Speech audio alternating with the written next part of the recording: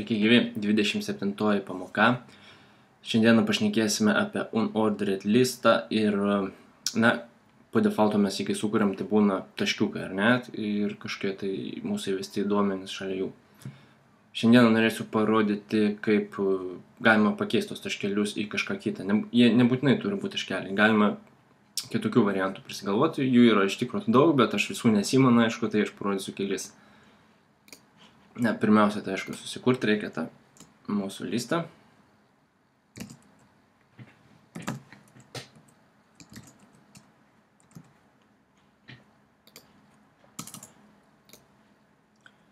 Ir kokius 3, tarkim, listus padarysim.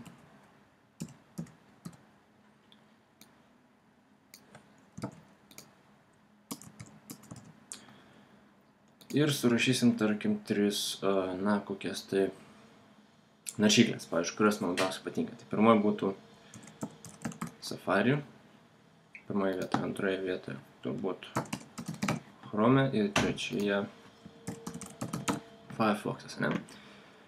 Gerai, taigi, norint realiai galiu parodyti iš tikrųjų, kaip visą tai atrodys dabar.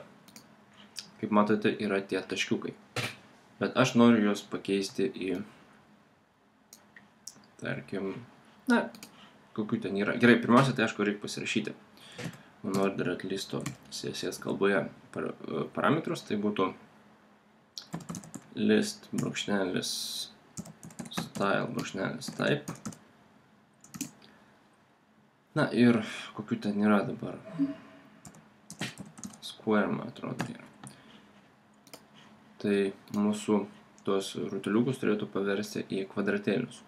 Aišku, aš priartinsiu, nes abejoju, ar matysis iš tikrųjų tokio smulkumo raštas. Iš tikrųjų matosi, jo, gan gerai matosi, geriau negu aš tikėjausi. Tai va, galima, aišku, tokius padaryti. Kas ten dar yra? Circle, man atrodo. Jie atrodo štai taip. Ta prasme, ta patys taškiukai, tik su tuščiu, viduriukas tuščias. Dieve, kai reikia atsiminti visus, tai labai sunku yra. Tiek to, aš jums parodžiau kelis pavyzdžius, kad jūs žinotumėt. Ir žinoma, galime nebūtinai rinktis iš, kurie mums yra leistini, kurie mums duoti iš to sąrašo ir juos galima pridėti savo. Tokiu atveju, kode mums reikėtų pakeisti tik tais, aišku, čia reikia ištrinti circle.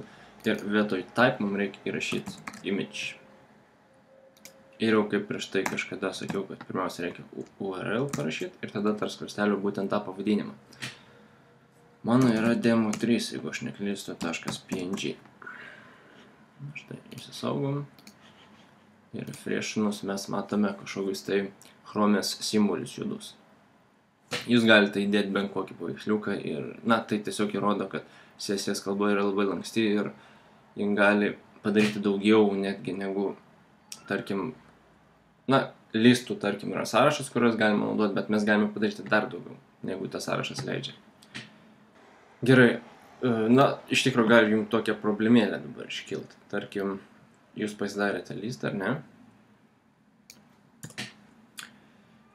Rėmelės, tarkime, darėte listą.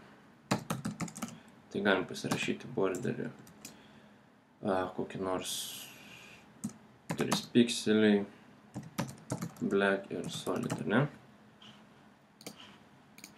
Kai jis atrodo štai taip, jo nesimato. O jo nesimato, nes padariau klaidų. Gerai, mes turime tą borderį, rėmelius. Ir tarkime, jūs sugalvojate tiesiog panaikinti būtent tos taškelius, kvadratus ar kas ten bebūtų ir padaryti be jų ir tiesiog, paslinkti į kairę labiau. Tokiu atveju jūs turėtumėt parašyti taip. List style type ir šį kartą none.